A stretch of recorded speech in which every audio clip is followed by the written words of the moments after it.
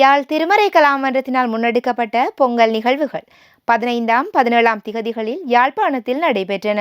15ஆம் திகதி கடந்த வியாழக்கிழமை யாழ் பிரதான வீதியில் அமைந்துள்ள மன்ற அலுவலகத்தில் பொங்கல் நிகழ்வும், தொடர்ந்து மாட்டின் வீதியில் அமைந்துள்ள கலைஞான சுரபி தியான இல்லத்தில் செபமாலை தாசர் சபை அருட்தந்தை ஜோசப் அவர்களின் தலைமையில் பண்பாட்டு திருப்பலியும் இடம்பெற்றன.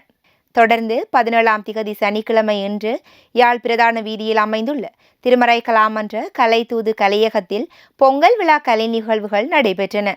மன்ற பிரதி இயக்குனர் திரு ஜோன்சன் ராஜ்குமார் அவர்களின் தலைமையில் நடைபெற்ற இந்நிகழ்வில் கலைத்தூது அழகியல் கல்லூரி மாணவிகளின் நடனம், சட்டத்தரணி ஜோனி மதுரநாயகம் அவர்களின் கவிதை அளிக்கை, திருமறை கலாமன்ற கலைஞர்களின் மரபுவழி நாடக பாடல்கள் என்பவற்றுடன் திருமறை கலாமன்ற இளையோர் அவையினரின் வேடஜாலம் நவீன நாடகமும் மேடையேற்றப்பட்டன.